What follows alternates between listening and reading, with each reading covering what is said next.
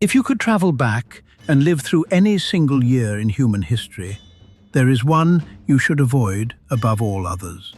Not a year of a famous war or a great plague you have heard of. A year that at the time seemed to have no cause at all. Historians who study it have called it simply the worst year to be alive. The year was 536. It began, according to those who lived through it, with the sun. In the spring of that year, across much of the world, the sun grew dim. Not for a day or during an eclipse, but for 18 months. A Byzantine historian wrote that the sun gave its light without brightness, like the moon, all through the year. A mysterious dark fog hung over the sky. In the middle of summer, the air stayed cold. Snow fell in China in August. Frost killed the crops in the fields.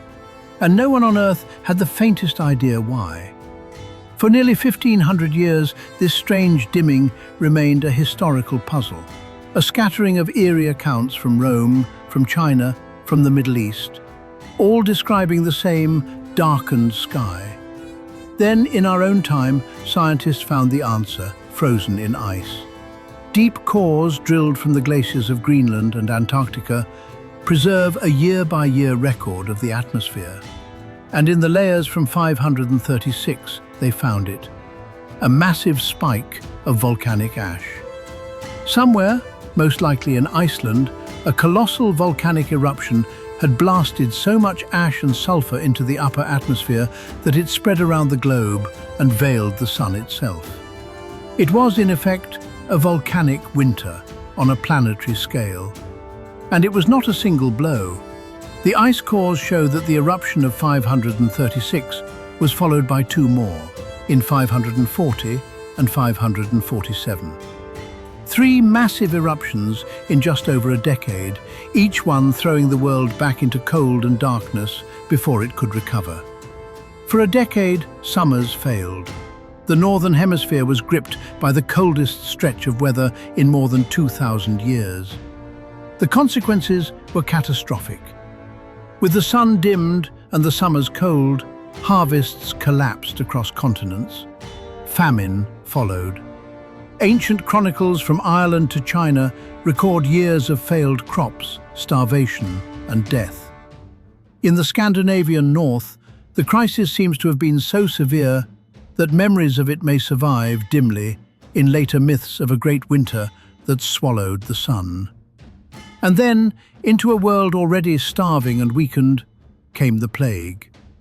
In the year 541, just 5 years after the sky darkened, a terrible pestilence erupted in the Eastern Roman Empire, the first great bubonic plague pandemic in recorded history.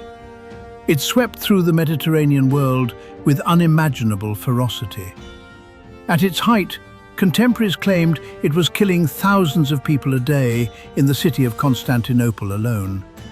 Before it burned out, it may have killed a third or even half of the population of the empire, crippling it permanently.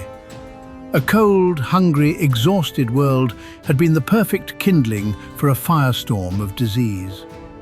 Taken together, the darkness, the famine, and the plague form one of the great hinge points of history, a moment when the world genuinely came apart. Some historians argue that this decade of catastrophe helped bring the final curtain down on the classical world, weakening the old empires so badly that the map of civilizations was never the same again. It was, in a very real sense, an apocalypse, and almost no one who lived through it understood what was happening to them. They only knew that the sun had failed, the fields had frozen, and death was everywhere. What makes 536 so unsettling is not just its scale, but its invisibility. There was no comet, no visible enemy, no obvious sin to blame. Just a fog in the sky and a chill that would not lift. The fallout of a volcano most of them would never see or know. An entire generation had its world upended by an event unfolding silently in the upper atmosphere, half a world away. The ice remembers what the people could not explain. And it carries a quiet warning across 1,500 years, that a single unseen convulsion of the earth can dim the sun, starve the harvests, and unravel civilizations, while those who suffer it search the darkened sky and find no answer there. The worst year to be alive left almost no monuments, only a thin grey line in the ice and the memory of a summer when the sun went out. Next time, we uncover another. Subscribe and step back into the buried world.